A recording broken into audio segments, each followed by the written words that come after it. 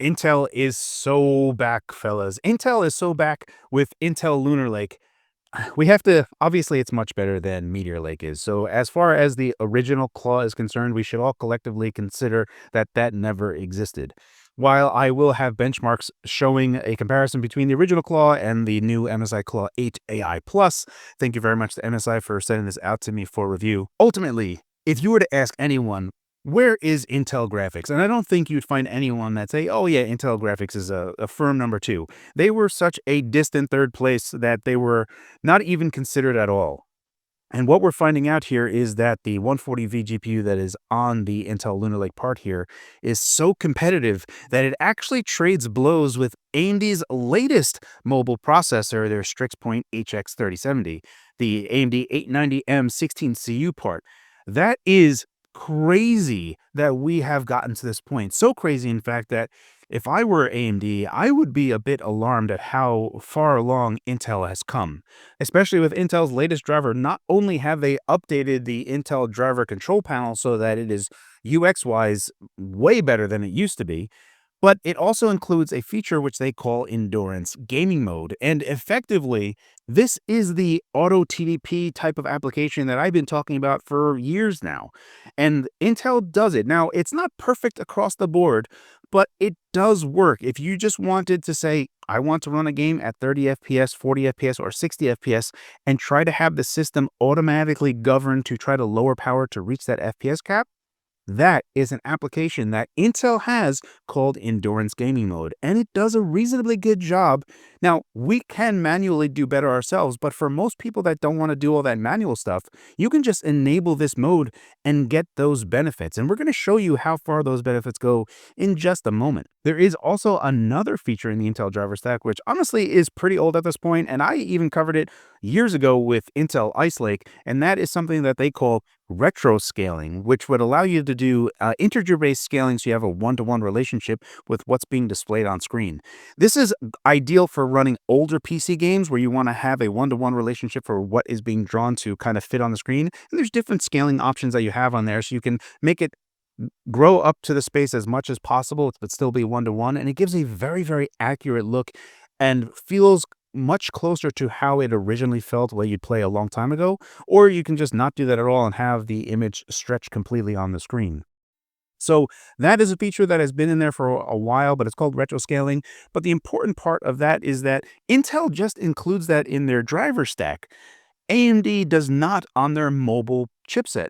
They do, but only for external displays. They do not support it for internal displays, which is puzzling to say the least. Why would AMD restrict it only for external monitors? So typically for all of us that run AMD handhelds, we've always been resorting to basically hacking in integer scaling just to be able to get it. And with Intel, it's just there to begin with, which is also another feature to talk about for Intel Lunar Lake, is that it just has the mainline Intel driver packages. You don't have to wait for MSI to give you a new driver package. You should just be able to get the latest from Intel and install them.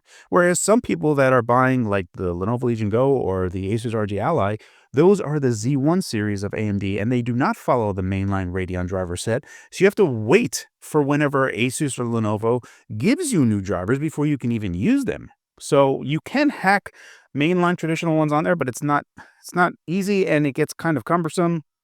But the bottom line here is that Intel's driver stack right now, insofar as for handhelds and the features that they offer, are way better for gaming enthusiasts and better for handheld use. And AMD has a lot of catching up in this particular subset. They already offer integer scaling, just need to offer it for internal displays, which they don't for some reason. And they really do need to offer auto TDP-like applications. They do have like chill, AMD chill or a free zone or whatever, but that doesn't really work all that great. And I've had better success on Intel side with their 30 FPS, 40 FPS, and 60 FPS cap, which is basically efficiency, balance, and performance mode. So they're doing a better job there, and it's something that I really think that AMD really should try to do better on. Speaking about the MSI Claw 8 AI Plus directly itself, first let's talk about that 8-inch 1200p panel. It is a VRR display. The VRR frequency is from 48 Hz to 120 Hz. However, it, for all intents and purposes, operates very, very similar to how an Asus RG Ally looks. When comparing both of those screens together, they don't seem different at all. In fact, how they're both responding to both types of tests are exactly the same. So the only thing I can say is that it's a very good VRR native landscape panel. Another improvement that MSI has done for the Claw 8 AI Plus, as well as the 7-inch AI Plus, is that they have those new Hall-based analog sticks. There's a few things that we have to talk about here. First, Hall-based analog sticks can resist drift-like problems that happen with potentiometer-based analog sticks, but what they offer is a very consistent, smooth type of input that, especially with the type of force that happens on the analog stick, there is a nice linearity to it. It does produce this perfect circularity that lots of people like. I would prefer it to be outside of that region just a little bit, but it doesn't really pose much problems if you can get that perfect circularity, and something that is kind of a hallmark for a lot of Hall-based analog sticks. So it does have that, but the other thing that I really love about their analog sticks is the specific shape and contour of the toppers themselves. They have a nice rigid exterior, so there's a nice grip on the exterior, and there's a concavity to the center that is just my preference. They did a fantastic job on the analog sticks. I had no particular issue using them. Ergonomics-wise are also really great overall as well. Even the triggers themselves are kind of pointed, and when you hold the device, it's a fairly large handheld, right, with that 8-inch display. That is something that, with how they've been designed, they did a real good job there. All the buttons are really good. The face buttons have had a marginal improvement, and I really, really love what they've done with the face buttons. They have a real nice, snap, springy feel to them. They've also updated the D-pad, and the D-pad is, I think, going to be hit or miss for a lot of people. Now, for me, I would personally say that it's more of a B plus rating for a D-pad. It is membrane-based instead of dome-based. I typically have a biased preference for dome-based D-pads, but for what they have here, I had no particular issue with regard to precision in any particular way with the D-pad. The shape of the D-pad more aligns with a more pronounced Xbox Series D-pad. So if you used an Xbox Series D-pad, you should be familiar with this, but a Series D-pad is a dome-based D-pad, whereas this is a membrane-based D-pad. So there will be a different feel to it, even though it's not altogether bad. I just don't think it is A or A plus material, because there is some give there, especially with how pronounced that D-pad is. It can feel a little obtuse at times, but overall still an excellent D-pad. Definite B plus for me on the D-pad. Another thing to talk about that I can't really qualify for you over this video is the speakers themselves. And this is kind of an inside joke, because the MSI Claw, one of the most redeeming qualities of the MSI Claw was the speakers were really good. And they have improved them a little bit further with their new V4 rubbers that they called them. And the speakers are remarkably great. That is something that objectively I could say, even not being a fully qualified audiophile, can say without a doubt that if you were to hear this in person, you would understand why so many people say positive things about the speakers on the MSI Claw, and especially the Claw 8 AI Plus. Really, really great speakers. And counter to how loud and awesome the speakers are is how whisper quiet the fan is. Right now, I am drilling Starfield as hard as it can go, and I don't know if you can hear this, and I'll try to have this come up right to the mic on this. I don't even see my mic picking it up, to be honest, but it is whisper quiet even when drilling this as hard as it can go, and it remains cool to the touch where you hold the device. It is a bit warm here, and when I say a bit warm, I really mean just a bit. It is just the hintest of warmth here. So overall, between thermals of what you feel and how loud the fan gets, they did a solid job there as well.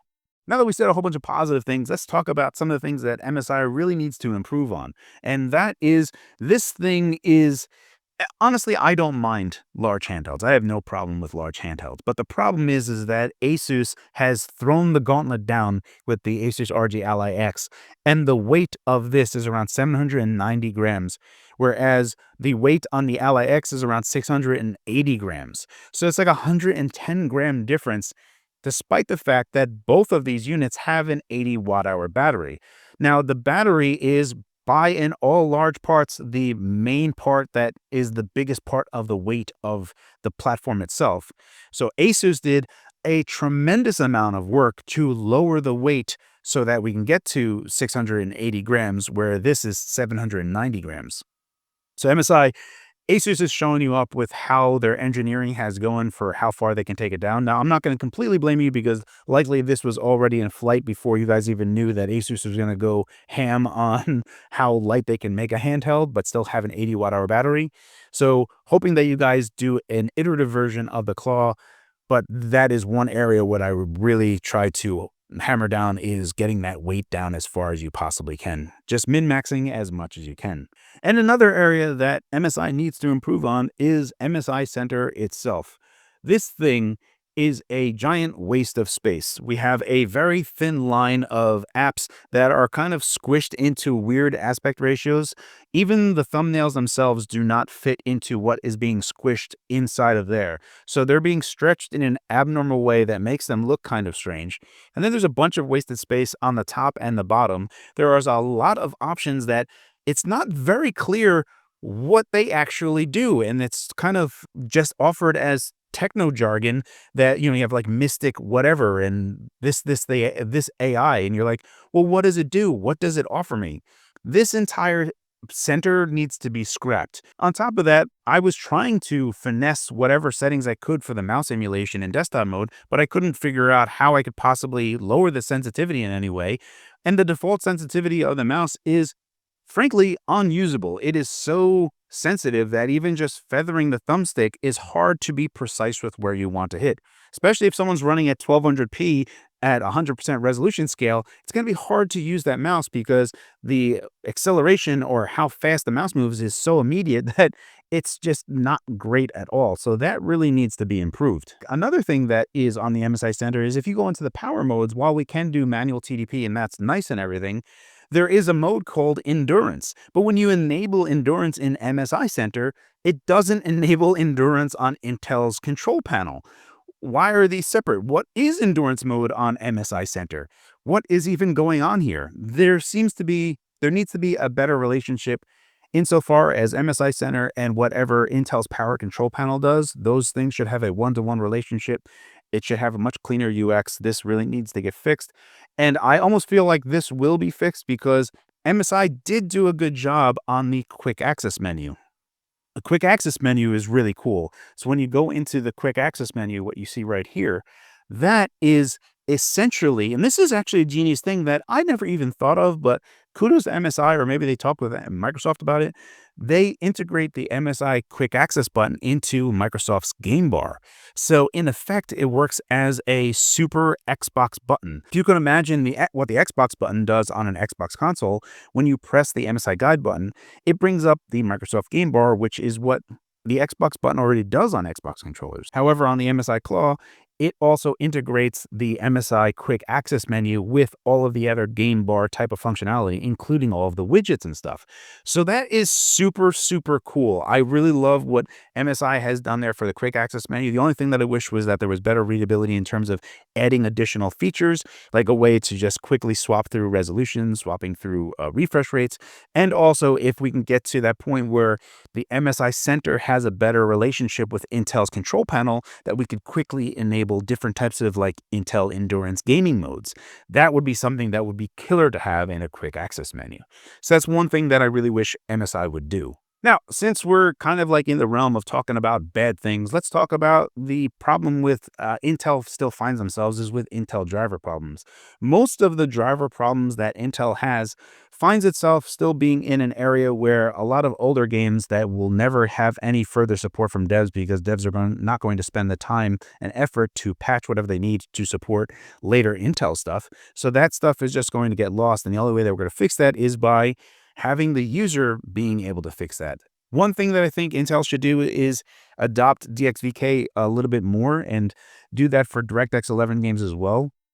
Perhaps have a compatibility mode, perhaps have whatever, but there needs to be a way for a user to more easily enable a way to try to fix a problem using a button that Intel has versus going to like PC Gaming Wiki and trying to solve their problem. Like if you just launch a game and it crashes, you're like, oh, well, what the hell happened there? And then other times you have games that launch and they're fine. They launch into DirectX 11, but in this case, it's Control.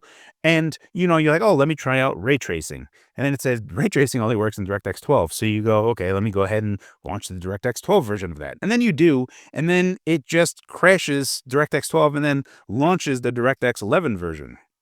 So that isn't super helpful when you're trying to, just use other features that the chip might be capable of. So that kind of sucks that that exists. Speaking about ray tracing in general, for handhelds, it's still very much a gimmick. Speaking about ray tracing in general, it's a gimmick on handhelds. We do not have enough power or horsepower to really drive ray tracing. And for the most part, any type of ray tracing you're using is going to be using like really low stuff like reflections and mirrors and stuff, which don't really add a whole bunch to what is going on and will just tank performance. So for that small benefit, I would just disable ray tracing all the time on a handheld. The only instance that I would say ray tracing makes any case at all is in Minecraft. And in Minecraft, it does path tracing and that looks sensational. So you do have to lower the resolution a whole bunch. If you try to run at 1200p while having ray tracing on a Minecraft, you're going to be in like the teens type of FPS, which is not great. So you're going to have to half that resolution just to get into the 30s, which is playable. But when you take a look at the difference between Minecraft with ray tracing on and being inside of a closed space where there's nothing there and you can illuminate stuff with torches and stuff, it looks absolutely beautiful. And then when you take off ray tracing in Minecraft, you can see just how vast the difference is between ray tracing and no ray tracing. So Minecraft is like the one area where I would say that it makes sense. Ray tracing doesn't really make a whole bunch of sense as it is on a handheld. So even though we can't get it in Control and it does work in other stuff, some games don't support it because they're going to be using RTX specifically. It doesn't matter. I don't think that it's really all that worthwhile, and we're still just trying to hit a comfortable 40 or 60 FPS without even having ray tracing on. So think about it from that angle instead. Even though it is possible, that's where I sit with ray tracing. When we're talking about battery life, quickly I want to talk about Celeste. This is a 2D indie game. On initial load, it was running at like 14 watt TP, which is absolutely insane because that's a tremendous amount of power to be running a 2D indie game. When I manually forced the game to run at 3 watt, it ran no problem still at 60 FPS the entire time. 3 watts really seems to be the absolute basement for Lunar Lake that you're going to be controlling it on. However, you can just enable endurance mode. So don't even care about what I am able to do manually with this machine. There is consumer-facing stuff that Intel has in their own driver panel with their endurance gaming mode. And you can see it here. So if we put in efficiency mode, you can see it locks Celeste at 30 FPS and power use goes way, way down. If we do bounce mode, it targets a 40 FPS cap and it's a lot more fluid and power is pretty much the same. And if we go into performance mode, that targets a 60 FPS cap and we're using around 5 watts, 4 to 5 watts. So overall, we're still doing exceedingly well on power, even though we can do better. Ultimately, Intel's endurance mode as an auto TDP application is absolutely fantastic and I think is one of the biggest killer features for the MSI Claw 8 AI Plus. So with that out of the way, now that we know how low games can run and we understand that, if we do 3 watt, running Celeste at 60 FPS the entire time, what type of battery life can we get? When we take a look at this chart, how that's running is effectively we're going to get, at a worst case scenario, we're going to get around a little bit over 2 hours. And when you see it, the 2 hour mark, you're going to see that the power goes way down at the very end. It kind of tries to save itself when battery is almost out and the system goes down to 1 watt, which really the system is not very usable at 1 watt, but that's what it goes down to just to kind of, I guess, have you eject out of what you're trying to do and close out. If you were just to have a game running and had no care whatsoever with Intel endurance mode or whatever and just push the system as hard as it can, realistically, you're going to get a bit over 2 hours of battery life. So that's where it sits. At a worst case, you're going to be getting around a bit over 2 hours of battery life. And as a best case, a little bit under 12 hours of battery life, which is honestly fantastic. So with that out of the way, let's go ahead and get into the benchmarks. Up first, let's have it compete against the original Claw. In this particular series of benchmarks, we're going to be comparing the original Claw that came out just earlier this year compared to the new Claw. And it should be self-evident how bad the original Claw was compared to what we have now. And more to the point of like how evident it was, like how disappointed I was with the original Claw versus what we have now. So the 15, 20, and 25 watt, they don't even compete with the 15 watt version of Intel Lunar Lake. In fact, like a 25 watt MSI Claw Meteor Lake is still 5% worse on averages and 6% worse on 1 percentile. That's a really bad showing. So I mean, you could just look at this. We don't have to go over it too much. I guess if we look at the 25 watt, we're like 30% better on averages and 30% better on 1 percentile. So yeah, this is going to just be a fun little segment where we can compare the old Claw to the new Claw. And the next game we'll be taking a look at comparing the old Claw to the new Claw. We're looking at Cyberpunk 2077, 720p Steam Deck preset with no upscaling. And here it's kind of a mixed bag, but we're still better off ultimately with Lunar Lake. At 15 watt, we have a real sizable lead, about 50% better on averages and a whole bunch on 1 percentile. It's literally crazy how much better it is on 1 percentile. And this is kind of a repeating theme, especially for this game. When we take a look at 20 watt versus 20 watt on the old Claw, we're about the same on averages, but the 1 percentile and 0.1 percentile are so far behind that it honestly doesn't even make any sense. And again, on 25 watt, the averages are a bit better, but it's kind of nonsensical and doesn't mean anything when you take a look at those 1 percentile and 0.1 percentile. So this is one game that it seemed like it was pretty good for Meteor Lake, but when you took a look at 1 percentile and 0.2 percentile is when things really came crashing down.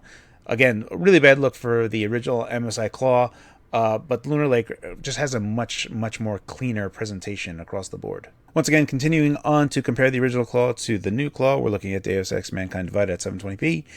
When we take a look at this, really 15 watt has no business doing anything here. We have to push it to 20 watt on the original Claw for it to even, do anything. And 20 watt is kind of similar to 15 watt on Lunar Lake, but even 15 watt Lunar Lake is still better than 20 watt on Meteor Lake.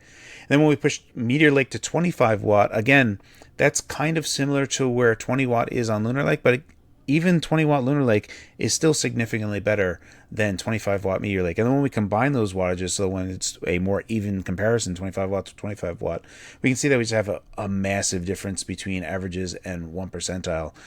So again, the new Claw, especially compared to the old Claw, even though the original Claw came out earlier this year, you can see how bad that original machine was and how much better the new Claw is. The new Claw is a far more competitive handheld and has a place somewhere here today. And again, comparing the original Claw to the new Claw, and 15 watt is just abysmal for this particular game. If you take a look at 15 watt, it's just like unreasonably better compared to the original Claw. The original Claw, again, needed at least 17 watts, 20 watts to even start doing anything. Even when we take a look at 20 watt, it's still getting practically double the performance. The original Claw is really bad. At 25 watt, we can finally have something where it like shows up. 25 watt on the original Claw is where 15 watt is right now on Lunar Lake Claw, the MSI Claw 8 AI Plus. So 10 watt difference, that is huge, and we're basically getting the same performance between the two, so that's just alarming. So anyway, again, the original Claw, not so great, a big waste of power. It needed a lot of power just to do anything. Even like look at 15 watt here, it was just really bad. So again, Lunar Lake is in a much better shape comparatively to other platforms. Yeah, I'm not going to try to dog too much on the original Claw too much. 20 watt, we're still getting beat by 15 watt on Lunar Lake. We're about 14% better on averages and 14% better on 1 percentile. So we're doing much better. We're spending 5 watts less and still doing better. At 25 watt, 20 watt is still beating 25 watt Meteor Lake. So we're about 25% better on averages and around 10% better on 1 percentile. And 25 watt versus 25 watt is just a gigantic difference. We're looking at almost 50% better on averages and around 30% better on 1 percentile. So generally speaking, you can see Meteor Lake was Intel's first stride into there, and it was just a misfire in every regard. The original Claw has no real business being a handheld. You can even see, look at 15 watt. At 15 watt, this thing is running abysmal. But take a look at 15 watt on Lunar Lake. Look at the difference between those two. That's the difference that I'm trying to get across on how bad the Claw is for a handheld, where you needed to push 20 and 25 watts into the system just for it to make any sense.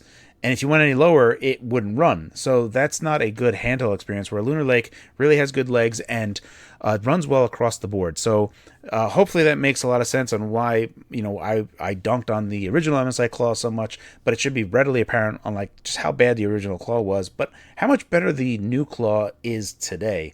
We'll do some further benchmarks where we compare the RG Ally X as well as AMD's latest, their Strix Point, their HX 3070. So we have a more cohesive view of what is the latest from AMD compared to the latest from Intel as well. That's it for these particular benchmarks.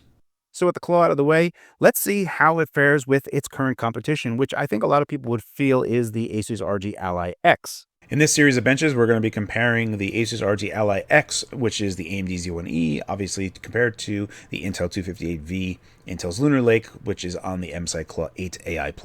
And in this particular set of benches for the Batman Arkham Knight running 720p max settings, it should be self-evident looking at this that look at the 10 watt score for Intel Lunar Lake. It is aping over 10 and 15 watt. In fact, 15 watt RG Ally X is effectively the same as the 10 watt of Lunar Lake. And then even 20 watt Ally X is not even as good as 15 watt on Lunar Lake. If we take a look at this, we're about 12% better on averages and 14% better on 1 percentile. That's pretty drastic. And then if we just do like for like 20 watt to 20 watt, we can see that our averages are around 26% better on averages and 27% better on 0.1 percentile. So, well, on 1 percentile. So that is a really good showing, but we're going to look at some other games and see how well that fares as well. So let's get into that. The next game we're going to be looking at for the Asus RG Ally X versus the Intel 258V Lunar Lake on the Claw is Cyberpunk 2077 running 720p, the Steam Deck preset with no upscaling. So when we take a look at 10 watt, we can see that Intel Lunar Lake has a real sizable lead here. It's about 75% better on averages and even like 75% better on 1 percentile. We go up to 15 watt, things even out quite a bit. So on averages, we're like about 5% better, and on 1 percentile, we're about 5% better as well. So nothing too crazy there. However, we flip sides when we put the Ally X to 20 watt versus 20 watt on the Intel 258V. We're looking at the Ally X being about 13% better on averages and 16% better on 1 percentile. So this is one case where we don't have super clear leads on Intel Lunar Lake across the board, and things start to even out as we push more power into the system, and that's where we start running out of gas on Intel Lunar Lake. Moving right along into Deus Ex Mankind Divided 720p, DirectX 11 with ultra settings. This is the RG Ally X Z1E versus the Intel Lunar Lake 258V, and at 10 watt, we can see Lunar Lake has a tremendous lead over the Z1E. It is an alarming lead over the Z1E. We're almost like 70% better there. But when we get to 15 watt, we can see that that lead collapses completely. Between the averages, we're basically the same on averages, but on 1 percentile, we're about 10% better on Lunar Lake. However, our 0.2 percentile is around 30% better on the Ally X. This might be a kind of a wash where you look at it, but still, I would suggest that the Intel Lunar Lake is winning here. However, going up to 20 watt, we have a clear lead for the Ally X. We're about 10% better on averages and around 14% better on 1 percentile. So again, some give and takes here, but this is one area where if you were to just use the Intel endurance mode and do the efficiency, so it caps at 30 FPS, you'd have a very consistent experience and also balance power very, very well. So this is one area where I think would really shine a lot on Intel's Lunar Lake. And the next game to compare the RG Ally X to the Intel 258V or the MSI Claw 8 AI+, we're going to take a look at Horizon Zero Dawn 720p using the favorite performance preset. When we take a look at 10 watt, Intel Lunar Lake actually outdoes the Z1E here, and we're considerably better on averages and 1 percentile. This is almost in a playable state, but Intel Lunar Lake is really going to do a better job at 15 watt. So if you're going to be using Intel's endurance mode and doing efficiency, you're going to have really good performance, consistent 30 FPS, and a very good battery life. So always keep that in mind as well, because Intel has that really nice feature and that is an excellent feature. But if we were just to compare 15 watt to 15 watt, the Ally X is around 50% better on averages and around 33% better on 1 percentile. Moving up to 20 watt, we're 71% better on averages and 50% better on 1 percentile. Again, Horizon Zero Dawn has AMD optimized segments, so during that, you're going to find some parts where it just excels with RDNA 2 versus what Intel has here. So this is one almost cherry-picked example of it favoring AMD. So again, you're going to have areas where Lunar Lake is clearly winning, and then other areas where it isn't. But again, Intel's secret sauce here is that endurance profile that they have on their new Intel control panel, which I really suggest everyone use. And the last thing that we're going to benchmark are the Asus RG Ally X versus the MSI Claw 8 AI Plus. We're going to be taking a look at Returnal 720p FSR2 balanced with low settings.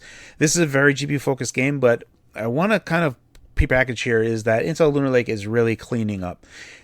The Asus RG Ally X at 15 watt is basically similar to 10 watt on Intel Lunar Lake. So 5 watts less. We're getting somewhat similar performance. We have better 1 percentile, around 22% better on 1 percentile, and 30% better on 0.2 percentile. So that is cleaned up a bit on 15 watt on the Ally X so that it's a little bit more consistent. It's still not a very playable experience. We really need to go up to 25 watt before we can actually have a far more consistent playing experience for Returnal. Whereas it's far more consistent at 20 watt on Intel Lunar Lake. But again, if we try to compare these things, right, if we do 15 watt versus 15 watt, we can see that we're like 45% better on averages. We can see that we're 30% better on 1 percentile. So that's a clear lead at 15 watt to 15 watt. At 20 watt compared to each other, again, we're looking at around 35% better on averages, 25% better on 1 percentile. Those are clear gains across these. These are similarly spec'd insofar as the TDP, the amount of power pushing into them, are going to be very similar. And again, because if we take a look at the battery life that we've already talked about in this video, you know that they're pretty consistent with regard to total system power. So looking at it through this lens, it's very, very close. And yet, Intel is doing better here. So Intel really, deserves a lot of credit here for bringing their GPU up to spec so fast as they have. And AMD really should be worrying because they've been in the number 2 spot forever, and now Intel is rapidly making jumps here. So this is something that they're really going to have to pay attention to fast. So AMD should stop messing around, or else Intel might wind up being number 2. So you can see there the MSI Claw 8 AI Plus actually does a really good job compared to the Asus RG Ally X. But you may be asking, well, that's AMD's last generation. How does Lunar Lake compete with AMD's latest stuff, Strix Point HX 3070? Let's take a look. Starting things off, we're going to compare Batman Arkham Knight 720p max settings. This is going to be Intel's 258V Lunar Lake versus the AMD Ryzen AI9 HX 3070. And across all the wattages here, Lunar Lake actually is winning pretty much everywhere. So at 10 watt, we can see that we're about 4% better on averages, and we're about 5% better on 1 percentile inside of the 10 watt scope. At 15 watt, we can see that it's kind of close. We're about 2% better on averages and 6% better on 1 percentile. When we look at averages at 20 watt, we have another sizable lead for Lunar Lake. We're about 5% better on averages and around 9% better on 1 percentile. So a really good look for Lunar Lake, specifically with regard to Batman Arkham Knight. And the next game that we're going to be looking at comparing the HX 3070 to Lunar Lake is going to be Cyberpunk 2077, 720p Steam Deck preset with no upscaling. Now, what's important to recognize here is that with Windows 24H2, we kind of had a bit of a reversal. Whatever's going on in Windows 24H2 does favor AMD CPUs a bunch, and we actually do see a bit of a regression on Intel. In fact, some of the earlier benchmarks that I have of Intel Lunar Lake being on not 24H2, we've had some better benches, but because I'm benching against what's available today, this is what is here. If we take a look at our 10 watt result, you can see that Lunar Lake actually does edge out a bit. On averages, we're about 3% better and around 10% better on 1 percentile. However, when we get to 15 and 20 watt, things take a giant difference. So for our averages, we're about 30% better on averages on 15 watt to HX 3070 and about 22% better on 1 percentile. And at 20 watt, we're about 27% better on averages and 28% better on 1 percentile. So this is kind of a mixed bag. This is one game where it always gets kind of mixed up. This is also using the latest version of Cyberpunk 2077, so this has FSR 3, but I am using no upscaling here, but this is the result that we're currently getting. The next game to compare the HX 3070 to Lunar Lake will be Deus Ex Mankind Divided, running at 720p, DX11 with Ultra settings. I often talk about this. This is one of the last generation DirectX 11 games that had no resolution scaling whatsoever. I typically coin these as DirectX 11 hard games. Assassin's Creed Origins also falls in this. It's like a late generation DirectX 11 game. In any event, when we take a look at this, again, HX 3070 is coming on top over Lunar Lake here. At 10 watt, we're only a little bit better. We're like 1% better on averages. We actually take a hit on 1 percentile. We're about 7% worse.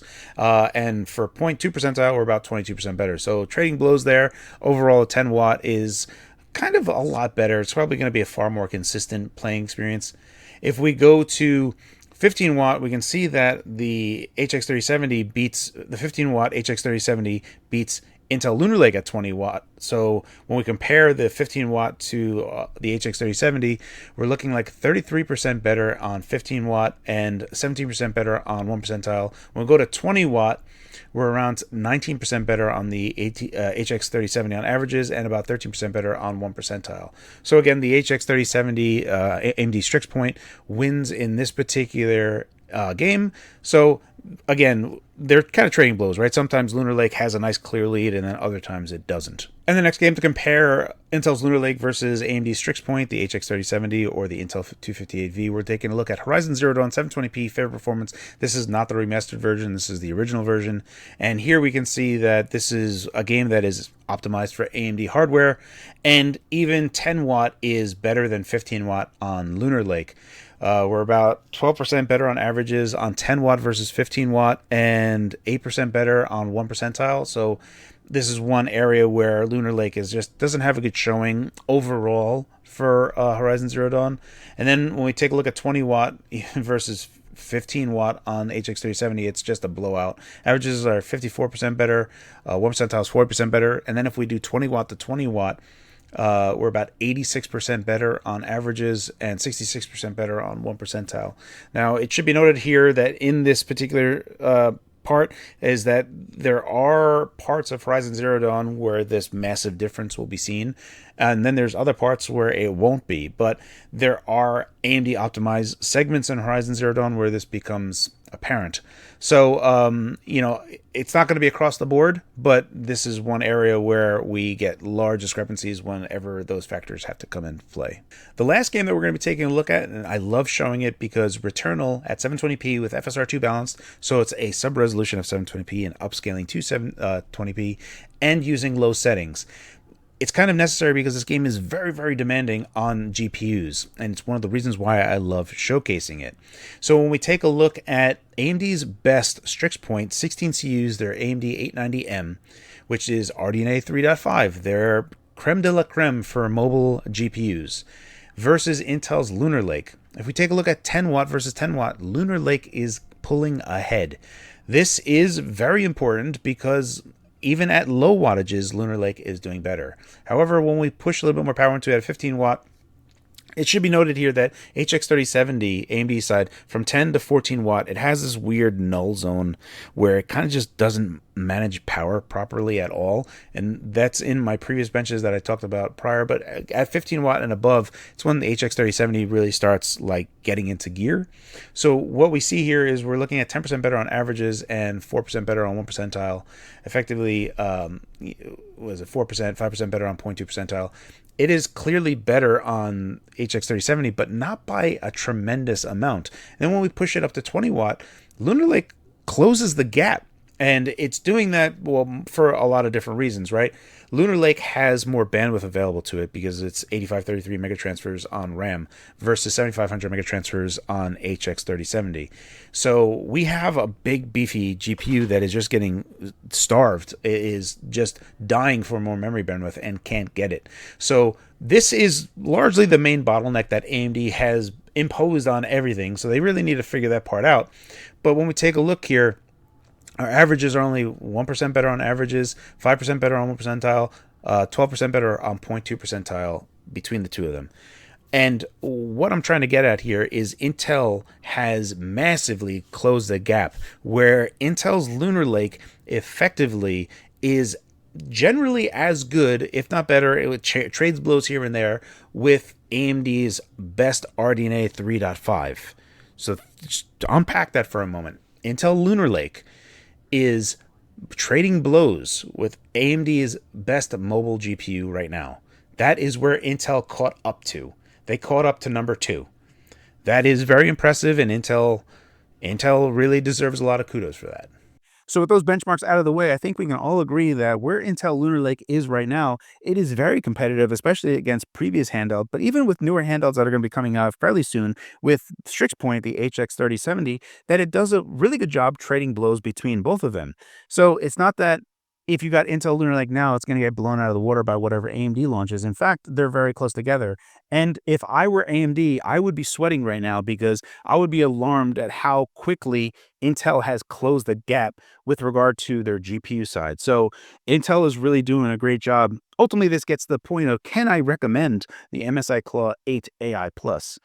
The only reservation that I have is specifically with Intel's drivers. There still is problems with running older games, and that is a veritable landmine of things that I can't properly test everything, right? So there may be a game that you want to run that will just have compatibility problems, and I've showed a few in this particular video.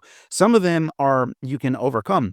Like even Batman Arkham Knight, which I am running, that crashes automatically. That's just a problem that the game has. You actually have to patch it yourself. I did to get it to run. That's just an Intel problem. And the developers aren't going to fix it, so it is really up to you. Now, one thing that I would really love is that if Intel just embraced DXVK for DirectX 11 across the board, or they offered some way for allowing the user to say, hey, try a compatibility mode so that it could try to use DXVK when launching the game. That is something that I would really love for Intel to at least try to do, because I know they've done it for DX9 before, but I would like it to go for DirectX 11 as well. That is something I think would be at least some type of stopgap to try to help the end user without having to go to PC Gaming Wiki and try to figure things out for yourself. Because for most people, they really don't know how to get around that. But outside of that one thing, the biggest thing that I love about this, and it's like the title of this video, is the killer feature from Intel Lunar Lake that it finds itself on the MSI Claw 8 AI Plus, and that is the endurance gaming mode, which effectively acts as the auto TDP function that I've talked about in the past, and that just comes included in the driver set. You can just enable it. You can choose 3 different settings in full screen mode only. So in full screen mode, you have efficiency, balanced, and performance. So efficiency is 30 FPS cap, balance is 40 FPS cap, and performance is a 60 FPS cap. If you run a game in a windowed mode, it only does efficiency and performance, or 30 FPS and 60 FPS. But those are still great and fine options, and I love that Intel offers that. So it's just a really great feature that Intel has. And even though it's not the best, right? It's not the best. We can see that when I'm running Batman or Arkham Knight, that I'm chewing through like 30 watts while hitting 80 FPS. If I just enable 60 FPS, we go down to about 22 watts. And I'm running this at 720p, still high setting. So that is a really great feature to have a very consistent play experience while saving power at the same time. And that's exactly what a lot of people just want. They just want to say, I want to run at 60 FPS or I want to run at 30 FPS, and I want the system to try to figure that out automatically. And for what it's worth, even though it's not the best and it's not super aggressive, it still does a good enough job, and Intel really deserves a lot of credit there. So kudos to Intel for catching up to AMD on the GPU, having that endurance gaming mode. It works great. So the other thing to note, right, is that obviously if you are running a game that you say, I want to have a 60 FPS target, and you're trying to run like Indiana Jones, that game is brand new and will tax all handhelds as they are right now. You'll be lucky to hit 30 FPS routinely. So you're never going to hit 60 FPS, meaning that with endurance mode and you said performance, it's just going to keep pushing power. So you're going to be in that 2-hour worst case battery scenario in that particular segment. And maybe that's fine for you. Maybe you say, I don't want the 30 FPS. I want 40. And if I can't even get that, I'll take whatever I can get in between. So that's where it is. I still think that it is super worthwhile. That feature is great. Intel is doing a great job. I can't wait to see where Intel goes, because honestly, AMD really needs the competition. They got to step it up. Thank you very much to my YouTube channel members as well as my Patreon members. Your support really means the world to me, guys. I hope this video is informative. As always, guys, thank you for your time, and thanks for watching.